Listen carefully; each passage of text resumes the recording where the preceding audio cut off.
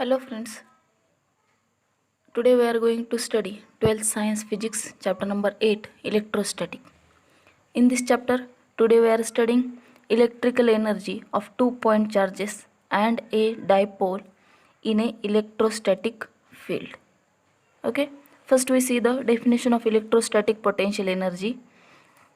Electrostatic potential energy of a system of point charges is defined as the total amount of work done to assemble the system of charges by bringing them from infinity to their present location. Okay, म्हणजे काय सांगितले आपल्याला इथं electrostatic potential energy म्हणजेच काय, that is the एखादी पूर्ण system म्हणजे एक चार्जेस नाही, दोन किंवा दोनपेक्षा जास्त चार्जेस जर असतील ते चार्जेस इन्फिनिटीपासून प्रेझेंट लोकेशनला आणण्यासाठी, ती पूर्ण सिस्टीम प्रेझेंट लोकेशनला आणण्यासाठी लागणार जे वर्क डन आहे that total amount of work done is called as electrostatic potential energy. Okay, मग ह्याच्यामध्ये वेगवेगळ्या पॉईंटला आपण पोटेन्शियल एनर्जीचा स्टडी करणार आहोत. First one, potential energy of A system of 2 point charges. 2 point charges असतील आणि ते 2 पॉईंट चार्जेसला असणारी पोटेन्शियल एनर्जी किती ती आपण कॅल्क्युलेट करणार आहोत. Okay, first we consider the 2 charges Q1 and Q2 with position vector R1 bar and R2 bar. तर 2 पॉईंट चार्जेस आपण कन्सिडर केले, ए आणि बी पॉईंटला असणारे 2 charges that is Q1 and Q2. हे दोन्ही चार्जेस R1 बार आणि R2 बार या पोझिशन वेक्टरने आपण काय केले ते दाखवले. तिथं त्यांचं पोझिशन वेक्टरची व्हॅल्यू आहे R1 बार आणि R2 bar from origin. Okay, आता हे दोन्ही जे वेक्टर आहे, दोन्ही जे पॉईंट आहेत ए आणि बी, हे दोन्ही पॉईंट एकमेकांपासून R12 या पोझिशन वेक्टरने आपण दाखवलेले आहेत. त्यांच्यामध्ये असणारा जो पोझिशन वेक्टर आहे that position vector is R12. आता इथं आपल्याला पोटेन्शियल एनर्जी कॅल्क्युलेट करायची. मग first we consider that this 2 charges are at infinity. हे दोन्ही चार्जेस कुठे इन्फिनिटीला आहेत आणि इन्फिनिटीपासून आपल्याला ते प्रेझेंट लोकेशनला म्हणजे ए पॉईंटला आणि बी पॉईंटला आपल्याला त्यांना आणायचं आहे. ओके, सो फर्स्ट आपण ए चार्जला आणूया. ज्यावेळेस आपण फर्स्ट क्यू चार्ज हा इन्फिनिटीपासून R1 ए पॉईंटला आणतो म्हणजे R1 बार एवढ्या डिस्टन्सला ज्यावेळेस आणतोय त्यावेळेस ह्या पूर्ण इथं जर बघितलं तर इथं कुठलाही चार्ज नाही आहे. आता कुठलाही चार्ज नसल्यामुळं कुठलाही म्हणजे एक चार्ज नाही म्हणजे कुठली एक्सटर्नल फील्ड इथं प्रेझेंट नाही आहे आणि एक्सटर्नल फील्ड नसल्यामुळं या Q1 चार्जला इन्फिनिटीपासून इथपर्यंत आणण्यासाठी कुठलंही वर्क डन इथं घडून येणार नाही आहे. ओके, सो इथं वर्क डन नसल्यामुळे इथं असणारं वर्क डनची व्हॅल्यू किती येणार आहे 0. वर्क डन का नाही, कारण इथं कुठलीही एक्सटर्नल फील्ड प्रेझेंट नाही आहे ज्याच्या अगेन्स्ट आपल्याला वर्क डन करावं लागेल. ओके, मग हा चार्ज ज्यावेळेस इथं ह्या लोकेशनला येईल त्यावेळेस त्याची स्वतःची एक फील्ड तयार होणे आणि त्याची असणारी जी पोटेन्शियल एनर्जी आहे that potential energy is V1 is equal to 1/4 pi ॲप्सिलॉन 0 Q1 divided bye R1 ह्या R1 पोझिशनला. ओके, त्यानंतर आपल्याला आता काय करायचं आहे, आपण ए चार्ज Q1 चार्ज आपण ह्या ए पॉईंटला आपण आणला आहे. आता आपल्याला सेकंड चार्ज जो आहे तो इन्फिनिटीपासून ह्या बी पॉईंटला आणायचा आहे. ज्यावेळेस हा चार्ज इन्फिनिटीला असेल आणि इन्फिनिटीपासून ज्यावेळेस आपण त्याला बी या लोकेशनला आणू तर त्यावेळेस इथं ऑलरेडी इथं हा Q1 चार्ज आहे आणि ह्या Q1 चार्जमुळे काय होईल, इथं एक फील्ड तयार होईल. ओके, म्हणजे ज्यावेळेस आपण हा चार्ज इन्फिनिटीपासून ह्या प्रेझेंट लोकेशनला आणू त्यावेळेस इथली जी फील्ड आहे या फील्डच्या अगेन्स्ट आपल्याला काय करावं लागेल, वर्क डन करावं लागेल आणि ती वर्क डनची व्हॅल्यू येते that work done is equal to W2 which is equal to, आता इथं वर्क डन किती इथं येणारं घडून येणारं जे वर्क डन आहे ती वर्क डनची व्हॅल्यू किती आपल्याला इथं असणारं ह्या पॉईंटपासून इथपर्यंत असणारं जे पोटेन्शियल आहे त्या पोटेन्शियलच्या अगेन्स्ट आपल्याला वर्क डन करायचं आहे, त्याच्या अगेन्स्ट आपल्याला हा चार्ज आणायचा आहे. सो इथं येणारं जे वर्क डन आहे that is potential at B due to charge Q1 into charge Q2.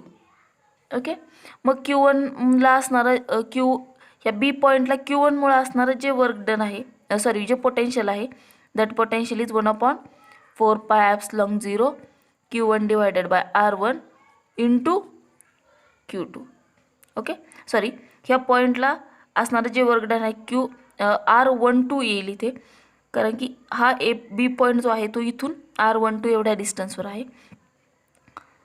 Therefore इथं असणारं वर्क डन येतं आहे that work done is equal to 1/4πε0 Q1 into Q2 divided by R12. आता हे जे वर्क डन आहे इथं असणार, आता टोटल वर्क डन आपल्याला कॅल्क्युलेट करायचं. टोटल वर्क डन जर आपण बघितलं तर ते येणार आहे W1 + W2. ओके, आता W1 वर्क डन 0 आहे, म्हणजे टोटल वर्क डनची व्हॅल्यू किती येणार आहे? This is the value of total work done. Okay, आणि याच्यावरून आपल्याला माहिती आहे this total work done is called as potential energy. Okay, so this can be written as U is equal to 1/4πε0 Q1 Q2 divided by R12. And this equation is generalized equation of system of any number of point charges. म्हणजे किती दोन charges आपण फक्त इथपर्यंत आणलेत, असे infinite चार्जेससुद्धा आपण ह्या इन्फिनिटीपासून ह्या प्रत्येक पॉईंटला आपण काय करू शकतो? आणू शकतो. आणि इथं असणारं पोटेन्शियलची व्हॅल्यू येते U is equal to 1/4πε0 Q1 into Q2 divided by R12. Next आपण बघूया potential energy for a system of N point charges. आता आपण बघितलं होतं की दोन चार्जेस इन्फिनिटीपासून प्रेझेंट लोकेशनला आणण्यासाठी लागणारी जी पोटेन्शियल एनर्जी आहे, लागणारे जे वर्क डन आहे that work done is called as potential energy. आता आपल्याला N नंबर ऑफ चार्जेस आहेत, ते N नंबर ऑफ चार्जेसची सिस्टीम आहे ती आपल्याला इन्फिनिटीपासून प्रेझेंट लोकेशनला आणायची आहे, ज्या त्याच्या लोकेशनला. सो त्याचं इक्वेशन काय येतं ते आपण फाइंड आउट करणार आहोत. फर्स्ट बघूया आपण the expression for potential energy for a system of two charges is. दोन चार्जेससाठी असणारी जी पोटेन्शियल एनर्जी आहे that potential energy U is equal to 1/4πε0 Q1 Q2 divided by R12. Okay, आता आपण आपल्या समजा हे दोन चार्जेस आपण आणलेत, आता थर्ड वन चार्ज आपल्याला न्यायचा आहे that is Q3 from infinity to C पॉईंटला, आणि तो C पॉईंट जो आहे तो R3 बार या पोझिशन वेक्टरने आपण डिनोट केला आहे. So work has to be done against electrostatic force of both Q1 and Q2. आता इथं आपल्याला तिसरा चार्ज आणायचा आहे आणि त्याच्या अगोदरच तिथं दोन चार्जेस प्रेझेंट आहेत. सो आपल्याला दोन चार्जेसच्या अगेन्स्ट आपल्याला वर्क डन करावं लागेल. सो इथं असणारं टोटल वर्क डन येणार आहे that work done is equal to W3 is equal to potential at C due to Q1 and Q2 into Q3. आता Q1 आणि Q2ला असणारं 3ला असणारं जे पोटेन्शियल आहे दॅट पोटेन्शियल त्याचे दोन इक्वेशन्स येतील. पहिलं येईल C पॉईंटला Q1मुळे असणारं potential 1/4πε0 Q1 divided by R12 plus Q2साठी असणारं potential 1/4πε0 Q2 divided bye R23. आता याच्यामध्ये आपण 1/4πε0 कॉमन काढले, आतमध्ये ब्रॅकेटमध्ये राहिले Q1 divided by R12 plus Q2 divided bye R23 into this Q3. Similarly bringing a charge Q4 from infinity to D point. आता आपल्याला फोर्थ चार्ज आणायचा आहे इन्फिनिटीपासून D पॉईंटला, आणि D point is denoted by position vector R4 bar. So work has to be done against. आता आपल्याला इथं work done जे करायचं आहे ते पहिल्या तीन चार्जेसवर करायचं आहे, म्हणजे Q1 Q2 आणि Q3 ह्या तीन चार्जेसच्या अगेन्स्ट आपल्याला वर्क डन करायचं आहे.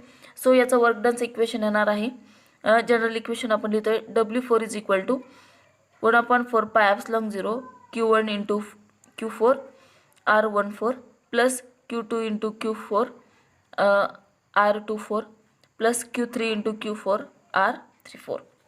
प्रत्येकासाठी आपण घेतलं आहे आणि 1/4πε0 कॉमन घेतला आहे. The electrostatic potential energy of system of N point charges. Okay, हे 4 चार्जेससाठी, हे 3 चार्जेससाठी, हे 2 चार्जेससाठी. सो इन जनरल आपण N पॉईंट चार्जेससाठी हे इक्वेशन बघतोय that N charges are located by a position vector R1 bar comma R2 bar dot dot dot comma RN bar as.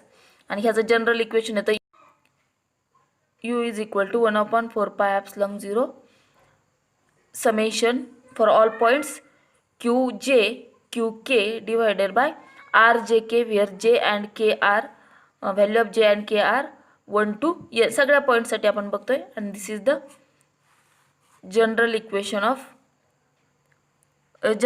Equation for potential energy for a system of n point charges. Okay, next point आपल्याला बघायचा आहे potential energy of a single charge in an external field. आता इथं already external field present आहे. So if we are bar is the external potential at any point P having position vector r bar, then by definition आता already तिथं external field present आहे and that external field is VR. Okay, this is the external potential already present आहे ना. आपल्याला एक single charge इन्फिनिटीपासून ह्या पॉईंटला आणायचं आहे. So work done is bringing a unit positive charge from infinity to point P is equal to V, and that work done is equal to Q into potential. That potential is VR bar. This work done is stored in the form of potential energy. So here potential energy equation is equal to Q into VR. Okay. Next point आपल्याला बघायचं आहे potential energy of a system of two charges in an external field. आता दोन charges आहेत external फील्डमध्ये आणि त्या दोन्ही चार्जेसला आपल्याला इन्फिनिटीपासून त्या पॉईंटला लोकेशनला आणायचं आहे. जसं आपण पहिलं इक्वेशन बघितलं होतं, फक्त तिथं एक्सटर्नल फील्ड प्रेझेंट नव्हती, इथं एक्सटर्नल फील्ड प्रेझेंट आहे. So it a system of two charges Q1 and Q2 locate at R1 and R2 respectively, R1 bar and R2 bar respectively in an external field. आता हे दोन्ही point कुठं आहेत, external फील्डमध्ये आहेत. So आपल्याला आता ज्यावेळेस पहिलं इक्वेशन आपण बघितलं होतं प्लस Q1 चार्ज जो आहे तो इन्फिनिटीपासून प्रेझेंट लोकेशनला आणण्यासाठी आपल्याला कुठलंही वर्क डन लागलं नव्हतं, कारण तिथं एक्सटर्नल फील्ड नव्हती. आता ह्या इक्वेशनमध्ये जर बघितलं तर इथं ऑलरेडी एक्सटर्नल फील्ड प्रेझेंट आहे. एक्सटर्नल फील्ड असल्यामुळं इथं वर्क डन जे घडून येणार आहे Q1 चार्जला इन्फिनिटीपासून R1 पोझिशनला आणण्यासाठी, that work done W1 is equal to Q1 and potential of that external field. आणि ते पोटेन्शियल आपल्याला दिलं आहे V इंटू R1 बार. आत्ताच आपण मागाशी आपण ते इक्वेशन बघितलं त्याच्यावरून आपण ते घेतले. Now to bring charge Q2 to R2. आता आपल्याला सेकंड चार्ज आपल्याला आणायचा आहे R2 पोझिशनला. आणि ह्या R2 पोझिशनला आणण्यासाठी आता इथं आपल्याला दोन पॉईंटच्या अगेन्स्ट आपल्याला वर्क डन करावं लागेल. एक म्हणजेच काय, इथं असणारी एक्सटर्नल फील्ड, आणि सेकंड म्हणजेच हा जो चार्ज आपण आणला आहे प्रेझेंट लोकेशनला त्या चार्जमुळं तिथं तयार होणारी जी फील्ड आहे त्या फील्डवर. ओके, म्हणजे एकाच फील्डवर नाही तर आपल्याला दोन पॉईंटवर वर्क डन करायचं आहे. Q1मुळं तयार होणारी जी फील्ड आहे ती आणि एक प्रेझेंट असणारी external field. Okay, so here work done is equal to Q2 into VR2 against the external फील्डच्या अगेन्स्ट हे येणारं वर्क डन आहे ते वर्क डन एवढं आलं आहे. आणि नेक्स्ट आपल्याला Q1 चार्जच्या अगेन्स्ट असणारं जे वर्क डन आहे त्या वर्क डनची व्हॅल्यू आपल्याला मिळते. That work done on Q2 against the field due to Q1 is equal to Q1 Q2 divided by 4 pi epsilon 0 R12. Okay, next by principle of superposition for field we add sub the work done on Q2. आता superposition of principal आपण इथं use करतोय, principle of superposition. आणि तिथं त्या पोझिशनला त्या पॉईंटला असणारं जे सगळे वर्क डन आहेत त्या सगळ्या वर्क डनचं आपण ॲडिशन करतोय. So total work done in bringing Q2 to R2 is this is work done due to external field and this is work done due to Q1 charge. Okay, ह्या दोघांची आपण addition केली आहे. thus from equation 1 and 2 potential energy of system is equal to. So आपल्याला equation 1 आणि ह्याच्यावरून आपल्याला लक्षात येत आहे, ह्या दोन इक्वेशनवरून, ह्यावरून आणि मागाशी बघितलं त्या इक्वेशनवरून आपल्याला हे इक्वेशन आपल्याला मिळालं आहे. So total work done in assembling configuration is equal to. आता इथं टोटल वर्क डन काढायचं, हे फक्त Q2 चार्ज आणण्यासाठी लागणारं वर्क डन आहे. आणि Q1 चार्जचं आपण work done, that work done is equal to Q1 V R1 bar. हे आहे फर्स्ट चार्ज आणण्यासाठी लागणारं वर्क डन आणि हे आहे सेकंड चार्ज आणण्यासाठी लागणारं work done. So this is the total work done to bring two charges in an external field. Okay, next point आपल्याला बघतोय potential energy of a dipole in an external field. आता इथं जर आपण बघितलं तर इथं एक डायपोल आपण कन्सिडर केलेला आहे. ह्या डायपोलवर असणारे चार्जेस जे आहेत ते आहे -q आणि +q. दोन अपोजिट चार्जेस आहेत, यांच्यामध्ये असणारा जे डिस्टन्स ऑफ सेपरेशन आहे that distance is twice L. Okay. आणि हा जो डायपोल आहे हा आपण इलेक्ट्रिक फील्डमध्ये ठेवला आहे. ज्यावेळेस आपण याला इलेक्ट्रिक फील्डमध्ये ठेवू त्यावेळेस या डायपोलवर या इलेक्ट्रिक फील्डमुळे एक टॉर्क एक्सपिरियन्स केला जाईल. That torque is equal to P bar into E bar, and P bar is dipole moment. Okay. आणि एक क्रॉस प्रोडक्ट असल्यामुळे tau is equal to PE sine of theta. आता हा आपल्याला टॉर्क याच्यावर ह्या एक्सटर्नल फील्डमुळे याच्यावर अप्लाय झालेलं टॉर्क आपल्याला मिळालं. समजा ह्या टॉर्कला आपल्याला जर न्यूट्रलाइज करायचं असेल तर we have to assume an external torque T external is applied to this. आणि ह्याला अप्लाइड केल्यामुळं हा जो थीटा आहे किंवा हा जो डायपोल जो आहे हा डायपोल काय केला जाईल, रोटेट केला जाईल. समजा याचा इनिशियल अँगल आहे थीटा 0 थीटापर्यंत त्याला काय केलं जाईल, रोटेट केला जाईल विदाऊट अँग्युलर ॲसेलरेशन. कुठले अँग्युलर ॲसेलरेशन नसताना ह्याला काय केलं जाईल, रोटेट केला जाईल due to external torque. Okay. So इथं जे वर्क डन घडून येणार आहे एक्सटर्नल टॉर्कमुळं that work done is equal to, आता आपल्याला थीटा 0 टू थीटापर्यंत त्याला रोटेट करायचं आहे. So we get limit of this integration is theta 0 into theta to external theta into d theta. Okay. त्या थीटासाठी असणारं टो एक्सटर्नल आपण करतोय आणि ती टो एक्सटर्नलची व्हॅल्यू आपल्याला एवढंच आपल्याला अप्लाय करायचं आहे and that is PE sine of theta into d theta. Okay. इथं आपल्याला ह्याचं आपल्याला इंटिग्रेशन आपल्याला कॅल्क्युलेट करायचं आहे. So we get PE constant आहे, कॉन्स्टंट टर्म आली आहे इंटिग्रेशनच्या बाहेर. So here integration of sine theta is minus cos theta आणि त्याचं लिमिट आलं आहे थीटा 0 टू थीटा. हे दोन्ही लिमिटचे व्हॅल्यू आपण सबस्टिट्यूट करूया. So we get PE minus cos theta minus cos of theta 0 which is equal to PE minus cos theta, हे मायनस मायनस होईल प्लस कॉस ऑफ थीटा 0. ह्याच्यावरून आपल्याला मिळतं आहे this work done is equal to PE cos of theta 0 minus cos theta. हे फक्त minus sign आपण नंतर घेतलं आहे. Okay. And this work done is stored as a potential energy of system in the position Wien the dipole makes and angle theta. Okay. काय सांगितलं, हे work done जे आहे ते वर्क डन पोटेन्शियल एनर्जी म्हणून स्टोअर केलं जातं. कधी, ज्यावेळेस या डायपोल हा थीटा अँगल तिथं कवर करेल. म्हणजेच ह्याच्यामध्ये थीटा 0ची व्हॅल्यू जी आहे potential energy for theta 0 is किती येणार आहे, 0. कारण की हे वर्क डन जे आहे ते आपण थीटासाठी आपण कन्सिडर करतोय. So we choose potential energy of theta 0 is equal to 0. Here u of theta minus u theta 0 is equal to, आता इथं असणारं टोटल वर्क डन आपण कॅल्क्युलेट करतोय. So we get PE cos of theta 0 minus theta. याच्यामध्ये ही मिळाली आपल्याला work done store in the form of potential energy. Okay. याच्यावरून आपल्याला दोन केसेस स्टडी करायच्यात. If initially the dipole is perpendicular to the field E bar.